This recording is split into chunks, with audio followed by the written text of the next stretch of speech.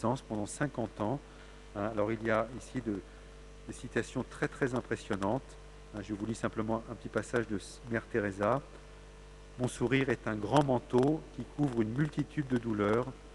Tout le temps à sourire, les sœurs et les gens pensent que ma foi, mon espérance, mon amour me comblent en profondeur, que la volonté de Dieu imprègne mon cœur, si seulement ils pouvaient savoir. C'est-à-dire que Sainte Thérèse, dans un cheminement de sa vocation, veut se faire proche des pauvres, et elle le fait en créant son ordre qui vraiment se met dans une très grande proximité avec ceux qui souffrent, son ordre qui prend une ampleur exceptionnelle avec beaucoup de générosité et de vocation.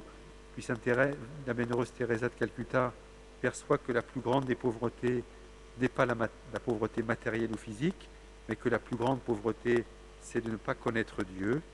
Et bien pour communier à cette pauvreté, ce à quoi elle aspirait, elle va connaître ce sentiment de l'absence de Dieu, donc pendant une 50aine d'années, et donc traverser elle aussi une nuit de la foi pendant pratiquement toute son existence, qui en même temps connaîtra une fécondité exceptionnelle.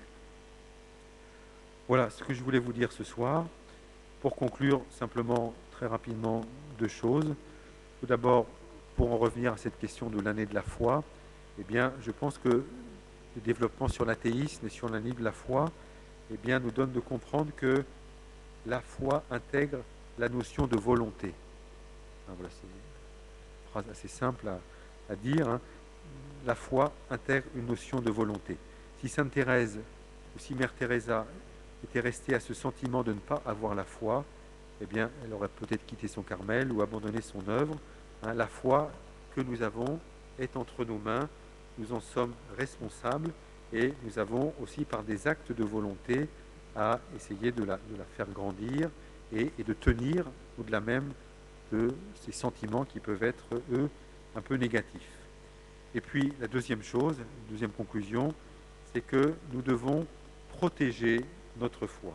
C'est-à-dire qu'elle est un don, elle est un cadeau, quelque chose de très précieux que nous avons, et on s'en rend compte d'autant plus que parfois on rencontre des gens qui n'ont pas la foi et qui vivent dans des grands temps de désespérance ou de découragement, mais que cette protection, en quelque sorte, eh bien, elle passe par des moyens très concrets, par une vie spirituelle qui soit vraiment construite dans la prière, dans les sacrements, par un souci de formation, par des lectures, des conférences, des cours, des temps où on essaye vraiment de réfléchir à sa propre foi, sans penser devenir un théologien, mais en honorant dans notre existence l'intelligence, qui est bien sûr un très beau cadeau aussi que Dieu nous a fait. Et puis aussi, peut-être je vais conclure là-dessus, même certainement, de mesurer combien la foi est un cadeau qui doit se vivre au sein même de la communauté. Et c'est vrai que c'est important à la fois pour moi, parce que si à un moment donné je suis dans une période de doute et de difficulté, eh bien je serai porté par la communauté. Et je pense que ça a pu vous arriver parfois d'aller à la messe un dimanche et puis de vous sentir un peu désabusé ou un petit peu extérieur. Et c'est la communauté finalement qui vous a redonné la foi. Et à l'inverse, peut-être que vous, par votre présence, par votre engagement, par votre appartenance à tel ou tel groupe ou à telle et telle équipe, eh bien, vous avez permis à quelqu'un de tenir dans la foi. C'est une constante vraiment de l'Évangile. C'est ce que signifie d'ailleurs le mot même d'Église. Qu'est-ce que l'Église? C'est ceux qui sont convoqués par Dieu. Et il n'y a jamais une aventure qui soit uniquement personnelle de la foi, même si la foi est de l'ordre de l'intime. C'est toujours dans une communauté que ma foi doit s'épanouir, doit grandir, et c'est quelque chose qui va dans les deux sens, à la fois pour moi, mais aussi pour les autres. Voilà, je vous remercie de votre attention.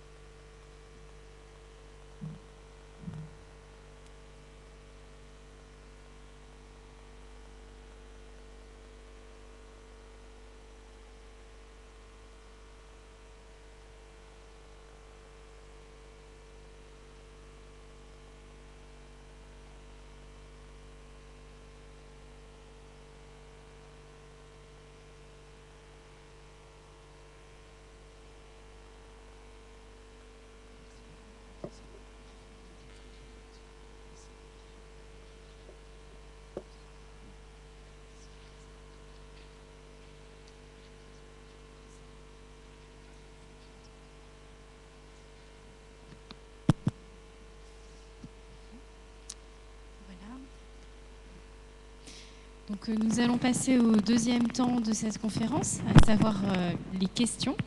Est-ce que tout le monde m'entend? Oui. Donc je vous invite à remettre vos questions sur les petits papiers, et puis les petits papiers à nos amis de l'aumônerie qui sont en train de circuler. Et puis j'en ai déjà reçu une, alors on va pouvoir commencer tout de suite. Alors, attention. J'ai un petit peu ébloui mon frère. Pas par moi, mais par nous. Oui, les deux. Alors, c'est avec les progrès de la science, Dieu met-il l'homme à l'épreuve dans sa foi?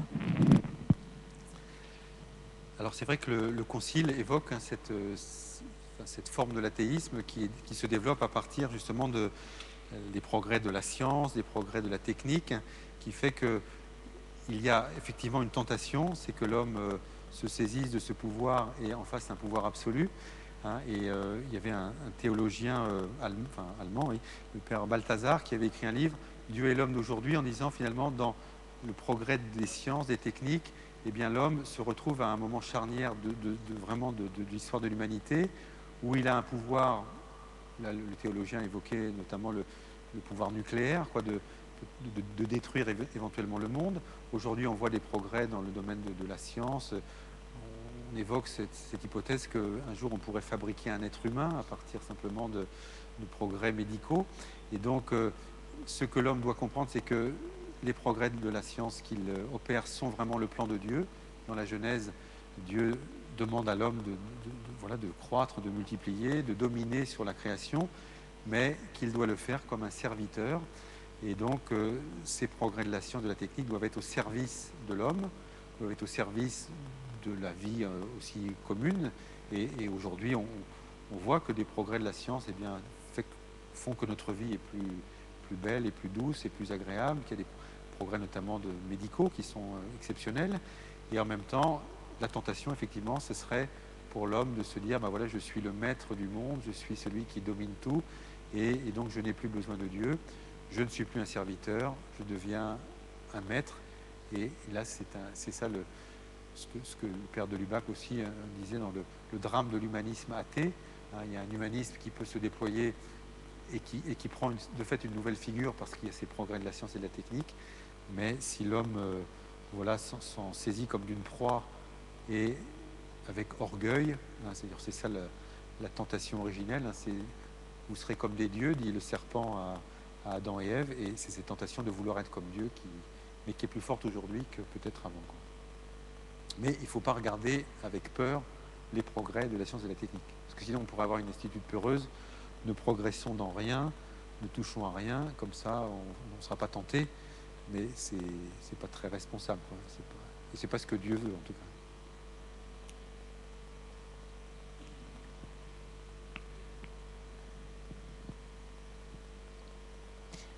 Je vois qu'il y a plein de questions. C'est un thème qui a beaucoup inspiré. Alors, comment faire pour ne pas abandonner le Seigneur quand nous sommes au bout du rouleau? Par exemple, en cas de deuil ou dans une situation de travail difficile. Ou alors, on baisse les bras ou pas? Est-ce une tentation du démon? Alors oui, on voit bien effectivement que le Concile évoque dans les causes de l'athéisme la dureté du monde, la dureté de la vie, les épreuves qui peuvent être des épreuves de santé ou des épreuves de travail. C'est vrai que quand on a des situations où chaque fin de mois est difficile, où on a l'impression qu'on se défonce et que finalement rien ne semble bouger, que finalement Dieu semble un peu loin de nous, la tentation du découragement existe, elle est réelle. Alors, c'est vrai que à la fin de mon entretien, je dis, il y a un peu 3 domaines sur lesquels il faut essayer de tenir. C'est la prière, la formation et la vie communautaire. Et c'est vrai qu'il y a un certain nombre de situations pour lesquelles finalement, je prends l'exemple de quelqu'un qui est au chômage et qui prie pour trouver du travail, c'est une prière qui est légitime. Mais peut-être que malgré sa prière, il va rester au chômage et que sa situation apparemment n'aura pas beaucoup évolué sur cette question précise de son intercession.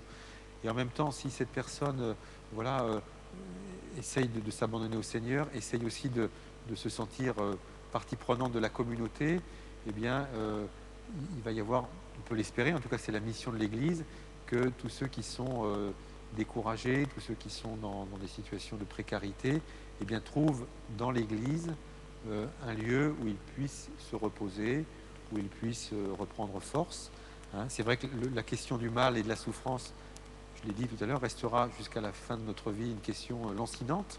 Hein, et les chrétiens, justement, la prennent à bras-le-corps. Hein, je pense à tout ce qui se fait aujourd'hui.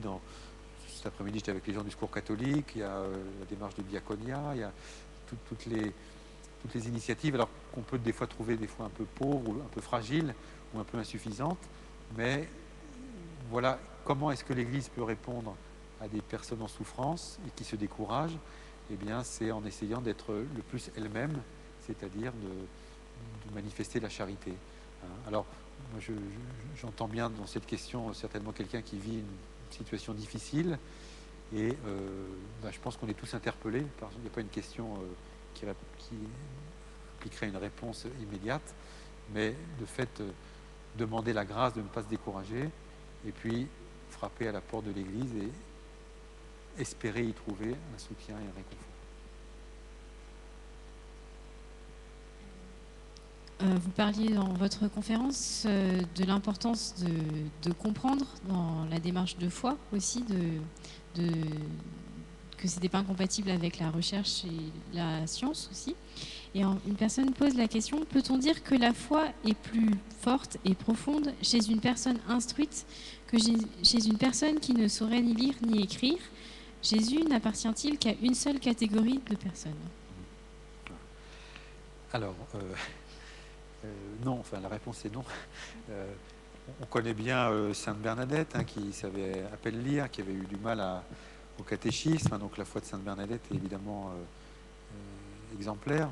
On connaît aussi saint Thomas d'Aquin, qui était un homme d'une profonde intelligence, un philosophe, un sage. Donc, la question de dire est-ce que saint Thomas croyait plus que sainte Bernadette ou inversement, on voit bien que ce n'est pas une question pertinente.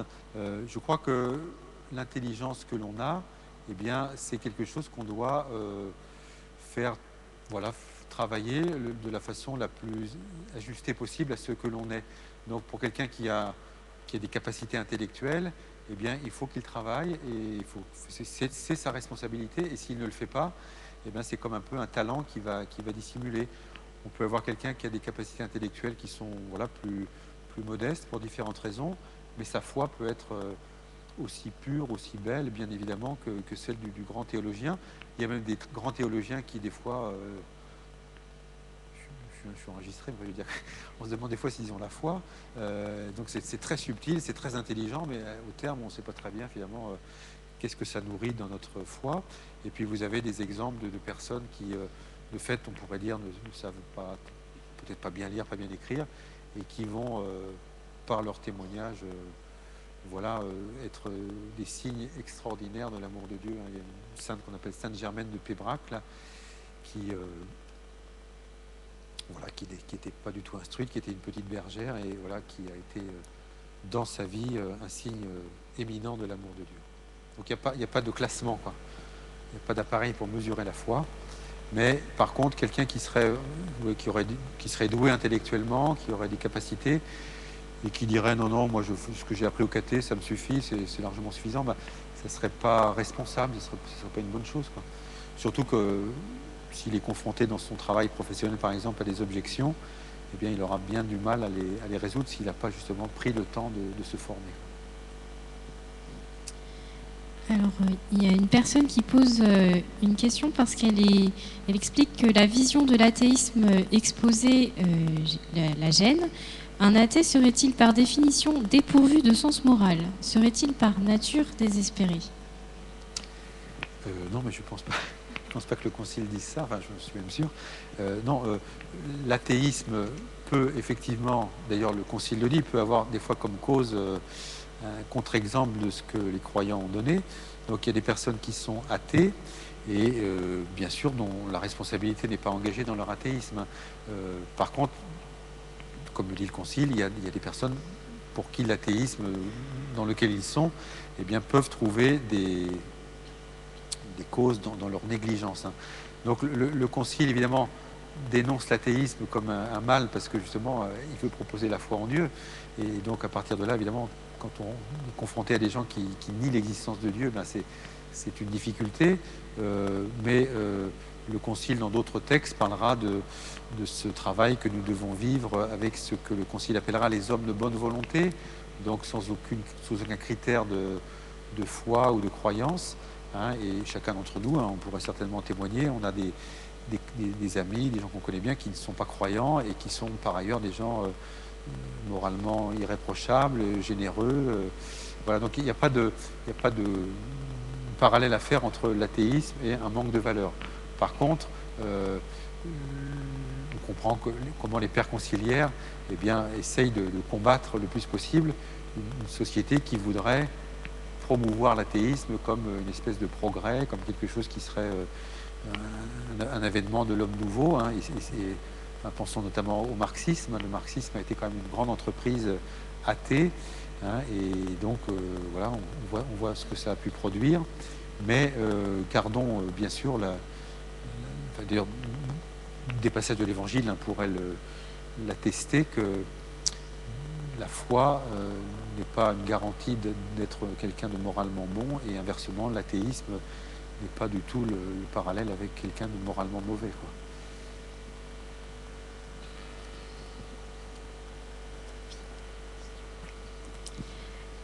Et toujours un peu dans la même thématique, l'absence de foi est-elle toujours la désespérance? Parce qu'il y a quand même des personnes qui n'ont pas la foi ou qui, en tout cas, ne se présentent pas comme telles et qui rayonnent. Oui. Alors, le Concile, ici, justement, dit à un moment donné que, immanquablement, toute personne, à un moment donné, se pose la question, finalement, du sens ultime de son existence. Et c'est vrai que on peut avoir des gens qui ne sont pas croyants, qui sont athées, et qui vont être non seulement rayonnants, mais en même temps heureux de vivre et tout. Mais, à un moment donné, on se heurte quand même à la question de la mort. Hein. Et effectivement, on peut dire, ben voilà, la mort est la fin de la vie terrestre, et tout ça se termine d'une façon très, très stoïque et très... Mais en même temps, ça reste une énigme, quoi, de cette mort. Il y avait cette phrase de Simone de Beauvoir en parlant de Jean-Paul Sartre, en disant « Sa mort nous a séparés, ma mort ne nous réunira pas ». Donc ça veut dire que la mort, c'est la fin de tout. Alors on peut dire que quelqu'un va considérer cette question de la mort avec beaucoup de hauteur et finalement d'insouciance. Je pense que malgré tout, même quelqu'un qui ferait une profession de foi d'athéisme, qui dirait finalement la vie après la mort n'a pas beaucoup d'importance, eh bien, admettons qu'elle le dise, pour nous, c'est un enjeu d'évangélisation que d'annoncer cette vie après la mort et d'annoncer cette vie en plénitude.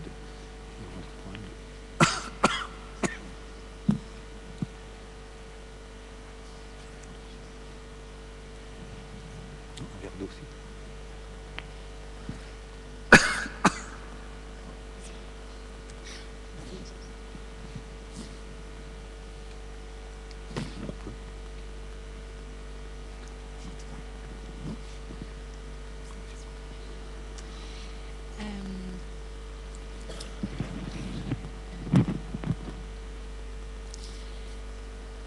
Du coup, sur la question du témoignage, comment concilier la foi qui est un don de Dieu et la nécessité de la transmettre, du coup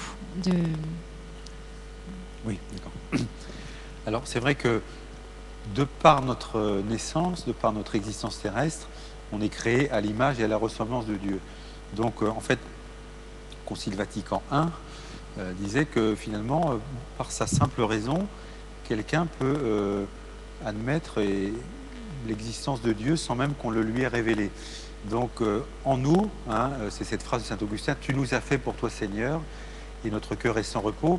En nous, il y a l'image de Dieu. Et donc, notre conviction, c'est que tout être humain, même celui qui se déclare athée, eh bien, il a en lui, dans sa conscience, quelque chose qui le porte vers Dieu. Alors, l'athée dira que c'est pas vrai. Mais enfin, bon, nous, on a ce présupposé sur lui qu'il est fait pour Dieu et que Dieu le cherche et que Dieu le... Mais s'il vit cette recherche simplement par son intelligence et sa rationalité, eh bien, il n'a aucune chance, enfin, vraiment aucune, de découvrir le mystère de l'incarnation, de connaître Jésus. Il peut admettre que Dieu existe, mais il ne va pas découvrir la révélation chrétienne. Donc il y a à la fois à tenir effectivement que la foi est un don qui nous dépasse, et en même temps que nous avons à l'annoncer, nous avons à la proposer, parce que cette foi, elle a un contenu, elle a un déploiement, y compris intellectuel, que nous devons de proposer à ceux qui ne le connaissent pas. Hein, c'est intéressant quand au séminaire, on avait un peu regardé ces questions, toutes les religions, notamment anciennes, africaines, et tout ça, on voit qu'il y a un sens de Dieu qui est présent et qui est beau et qui nous réjouit. Hein, c'est d'ailleurs tout le sens dans le concile du texte sur le dialogue interreligieux. Quand on voit un homme religieux, un homme qui est croyant, un homme qui prie, bien, ça ne nous étonne pas. Hein, on ne va pas commencer par dire oui, mais lui, c'est la mauvaise religion, parce que nous, c'est la bonne. Mais c'est vraiment une mauvaise façon de considérer les choses. Il faut se dire, on est fait pour Dieu, donc quand on voit un croyant, on n'est pas surpris. Et en même temps, on doit, parce que c'est ce que le Seigneur nous demande, lui annoncer, lui proposer la foi, parce qu'il ne peut pas le découvrir tout seul, quoi. Hein, mais donc, oui, ça répond à la question. On cherche un verre d'eau, mais... Un verre d'eau, oui, toujours. Mais on va trouver. J'ai la foi qui va arriver. Mais enfin, du coup, ça me pose une autre question. C'est... en fait, vous disiez qu'on parle de l'athéisme, plusieurs personnes ont posé des questions, mais je me demandais, est-ce que l'athéisme n'est pas quelque part un produit de notre société judéo-chrétienne? Parce que c'est assez étonnant quand on voyage un peu, dans beaucoup d'autres cultures, l'idée d'athéisme apparaît un peu comme saugrenue, l'idée de pouvoir qu'il n'y ait pas de Dieu ou de divinité ou de quelque chose qui transcende la réalité et l'humanité. Donc, enfin voilà, qu'est-ce que vous en pensez? Oui, c'est vrai que quand on voyage, je reviens de Terre Sainte là, avec un groupe de pèlerins du diocèse, et quand on est en Israël, la question de l'athéisme ne se pose pas, quoi. On voit les musulmans, on voit les juifs, on voit les chrétiens. Je suis allé une fois en Inde ou deux fois en Afrique. Enfin, voilà, on sent que l'homme est un homme croyant, quoi. Alors, je ne dirais pas que c'est le fruit du judéo-christianisme, mais c'est peut-être le fruit des Lumières, quoi, des philosophes du XVIIIe siècle, hein, qui ont fait un travail qui était aussi, voilà, on pourrait dire, alors donc pas de philosophes pour pas qu'on ait d'athéisme. Hein. Je pense que des philosophes comme Nietzsche ou autres, ont essayé de réfléchir, et c'était important qu'ils le fassent, et ils ont ébranlé la foi chrétienne par leur réflexion, même tous les travaux de quelqu'un comme Freud. Et donc l'athéisme aujourd'hui est plutôt un phénomène effectivement occidental. Beaucoup de civilisations restent des civilisations croyantes, hein, et c'est pour ça que le Concile, quand il dit que l'athéisme est un des grands drames de notre temps, c'est parce qu'il y voit quelque chose de nouveau. Et c'est vrai, quand on regarde les missionnaires qui partaient au XVIIIe siècle, au XIXe siècle, ils allaient dire à des gens croyants la foi chrétienne. Et c'est très différent de la configuration d'aujourd'hui que d'aller dire la foi chrétienne à des gens pour qui la question de Dieu ne se pose pas. Hein, c'est-à-dire que vous pouvez, c'est Saint Paul, vous savez, Saint Paul, quand il est dans les Actes des Apôtres, il est à Athènes, et puis il dit, je me suis promené dans la ville, et j'ai vu toutes les statues que vous avez montées à tous vos dieux, il y en a même une au Dieu inconnu, et puis Paul dit, ben voilà, tous ces dieux, ce Dieu inconnu, je viens vous l'annoncer, c'est Jésus. Et après, il annonce que Jésus est ressuscité, et là, tout le monde s'en va en riant. Mais qu'est-ce que ferait Saint Paul aujourd'hui si, au lieu de tomber sur une société de gens croyants, avec polythéisme, des gens qui ne croient pas, quoi. Et donc, je crois que le pape Benoît XVI, justement, dans la question de la nouvelle évangélisation, eh bien, il indique que les méthodes anciennes, qui avaient toute leur validité à l'époque, doivent être repensées, parce que justement on a affaire à un homme nouveau, dans certains cas, pas tout le temps, pour qui la question de Dieu ne se pose plus. Hein, et du coup, quelle est la porte d'entrée, hein, quel va être le chemin par lequel nous allons pouvoir témoigner notre espérance. C'est une question que le pape a voulu donner au synode du mois d'octobre dernier et qui, à mon avis, est importante, mais qui se pose différemment peut-être dans un autre continent ou dans une autre région du monde. Justement, nous avons une question d'un internaute, puisque nous sommes en direct sur Internet, qui parle de Benoît XVI et qui souligne que un des grands apports de Benoît XVI dans son pontificat, c'est le dialogue entre foi et raison. Et il demande justement comment accéder à la foi par la raison. Comment accéder à la foi par la raison, voilà. Donc ce serait un peu l'hypothèse de quelqu'un qui n'a pas la foi, donc qui va peut-être à travers son raisonnement. C'est vrai que dans la théologie catholique, vous avez saint Thomas d'Aquin qui a posé les trois grands fondamentaux qui sont le bien, le vrai et le beau. Et donc ce sont pour saint Thomas d'Aquin des moyens d'accès par lesquels la raison peut s'épanouir, se développer, prendre toute son ampleur, et qui, d'une façon ou d'une autre, nous amèneront à un moment donné au seuil du mystère. Alors,